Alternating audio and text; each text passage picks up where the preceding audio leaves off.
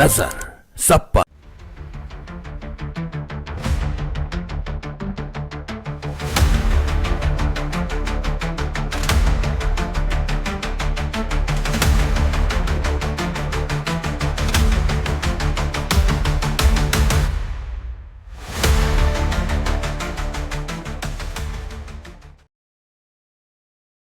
नमस्कार, आप देख रहे हैं 10 न्यूज और मैं हूं बियाल मान।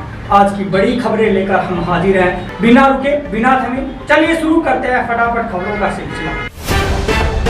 नववर्ष 2026 की पूर्व संध्या पर राष्ट्रपति द्रौपदी मुर्मू ने देशवासियों को शुभकामनाएं देते हुए इसे आत्मचिंतन और नए संकल्पों का अवसर बताया। उन्होंने देश विदेश में रह रहे सभी भारतीयों के सुख शांति और प्रगति की कामना की। उधर साल 2026 की शुरुआत देश और दुनिया में उत्साह के साथ हुई। प्रधानमंत्री नरेंद्र मोदी ने सोशल मीडिया पर नववर्ष की शुभकामनाएं देते हुए अच्छे स्वास्थ्य, समृद्धि और शांति की कामना की। देश भर में जश्न, आतिशबाजी और धर्म आयोजनों के साथ लोगों ने नए साल का स्वागत किया।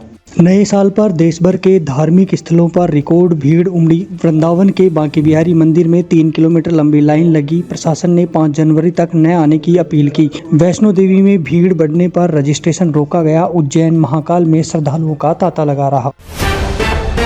दुनिया भर में न्यू ईयर सेलिब्रेशन साल 2026 का दुनिया भर में भव्य स्वागत हुआ। न्यूयॉर्क के टाइम्स स्क्वायर पर 10 लाख लोग जुटे। यूरोप और एशिया में आतिशबाजी हुई। नीदरलैंड में नए साल के जश्न के दौरान एक ऐतिहासिक चर्च में आग लग गई। अलग अलग टाइम जोन में 29 देशों ने भारत से पहले नए साल में एंट्री की।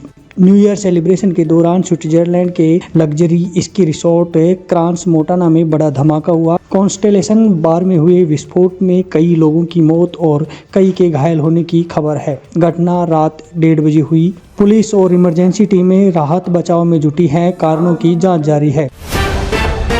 कनाडा के वैंकूवर एयरपोर्ट पर दिल्ली जाने वाली एयर इंडिया की फ्लाइट AI 186 के पायलट को उड़ान से पहले शराब पीने के आरोप में हिरासत में लिया गया। ब्रेथ एनालाइजर टेस्ट में फेल होने पर पायलट को हटाया गया, जिससे फ्लाइट में देरी हुई। एयर इंडिया ने पायलट को निलंबित कर जांच शुरू कर दी।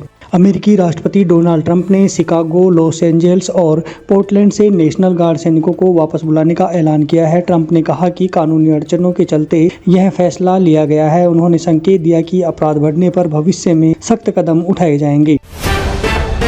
नए साल से पहले अमेरिकी राष्ट्रपति डोनाल्ड ट्रंप ने दावा किया कि अमेरिका में रिकॉर्ड निवेश आया है। उन्होंने कहा कि टैरिफ नीति के कारण कंपनियां देश में फैक्ट्रियां लगा रही है। ट्रंप के मुताबिक यह अमेरिकी उद्योग और रोजगार के लिए अभूतपूर्व दौर है। चीन के राष्ट्रपति शी जिनपिंग ने नए साल के संबोधन में ताइवान पर कब्जे का संकल्प दोहराया। उन्होंने कहा कि ताइवान चीन का अभिन्न हिस्सा है। जवाब में ताइवान के राष्ट्रपति ने देश की संप्रभुता की रक्षा का संकल्प दोहराया, जिससे क्षेत्रीय तनाव बढ़ गया। ईरान ने भारत के साथ आतंकवाद और क्षेत्रीय अस्थिरता के खिलाफ सहयोग बढ़ाने की इच्छा जताई है। ईरानी राजदूत ने चाबहार बंदरगाह को अहम स्तंभ बताया। उन्होंने कहा कि दोनों देश अपने अनुभव साझा कर चरमपंथी हिंसा से मिलकर निपट सकते हैं। मणिपुर और मिजोरम के 5800 बनेई मेना से यहूदी समुदाय के लोगों की इजराइल वापसी शुरू होगी। 2026 तक 1200 और 2030 तक पूरी कम्युनिटी को बसाने का लक्ष्य है। यह समुदाय खुद को बाइबिल की खोई जनजाति मानता है, जो 2700 साल पहले भारत आया था। केंद्रीय गृह मंत्री अमित शाह ने कोलकाता में ममता सरकार पर तीखा हमला बोला। उन्होंने कहा कि बंगाल में मां माटी मानुष असुरक्षित है। महिलाओं की सुरक्षा, भ्रष्टाचार और घुसपैठ पर सवाल उठाए। भाजपा कार्यकर्ताओं से 2026 चुनाव के लिए कमर कसने को भी कहा। केंद्र की सहकारी सेवा भारत टैक्सी जनवरी 2026 से दिल्ली और गुजरात में शुरू होगी। यह पीक ओवर में ओला उबर से 25 से 30% सस्ती साबित हो रही है। रियल टाइम तुलना में 100 रुपये तक का अंतर देखा गया है। 6 महीने बाद मुंबई, पुणे में भी सेवा शुरू होगी। केंद्र के रिवाइज शेड्यूल M नियमों के चलते हिमाचल की करीब 500 फार्मा कंपनियां बंद होने की कगार पर हैं। इससे 50,000 लोगों के बेरोजगार होने और जरूरी दवाओं की किल्लत का खतरा है। मानकों की डेडलाइन खत्म हो चुकी है, लेकिन कंपनियों को अभी राहत नहीं मिली है। भाजपा नेता संगीत सोम ने अभिनेता शाहरुख खान पर विवादित टिप्पणी की है। मेरठ में एक कार्यक्रम के दौरान उन्होंने शाहरुख को देश का गद्दार बताया। बयान के बाद राजनीति और सोशल मीडिया में बवाल मच गया है। विपक्ष ने इसे गैर जिम्मेदाराना और नफरत फैलाने वाला बयान बताया है। भारतीय सेना 2026-27 को नेटवर्किंग और डाटा सेंट्रिसिटी वर्ष के रूप में मनाएगी। एआई और रियल टाइम तकनीक से कमांडरों को बेहतर जानकारी मिलेगी। सेना के मुताबिक यह कदम भविष्य के युद्धों के लिए तैयारी और काम करने की शैली में बड़ा बदलाव साबित होगा। साल 2026 में केरल, तमिलनाडु, पश्चिम बंगाल और पुडुचेरी के चुनाव देश की राजनीति की दिशा तय करेंगे। बंगाल और केरल में गठबंधन की कड़ी परीक्षा होगी। ये नतीजे एनडीए और इंडिया गठबंधन दोनों के भविष्य के लिए बेहद अहम माने जा रहे हैं।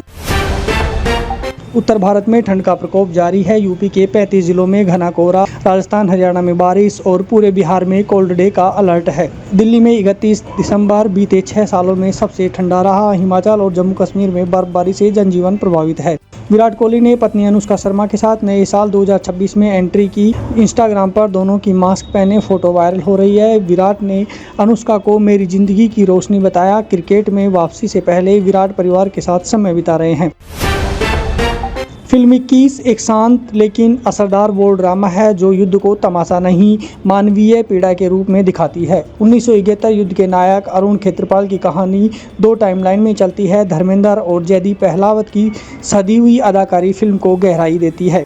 प्रभास और निर्देशक संदीप रेड्डीवांगा की फिल्म में स्पिरिट का पहला लुक रिलीज होते ही सोशल मीडिया पर छा गया। पीठ पर पट्टियों और इंटेंस लुक में प्रभास का ट्रांसफॉर्मेशन चर्चा में है। तृप्ति डिमरी के साथ उनकी केमिस्ट्री भी सुर्खियां बटोर रही है। तो ये थी आज की सभी बड़ी और जरूरी खबरें तेज रफ्तार में। अगर आप देश दुनिया की हर हलचल से अपडेट रहना चाहते हैं तो जुड़िए 10 न्यूज के साथ। मैं हूं बियाल मान, मिलेंगे फिर एक और बुलेटिन में। तब तक के लिए मुझे दीजिए इजाजत। जय हिंद। नजर सब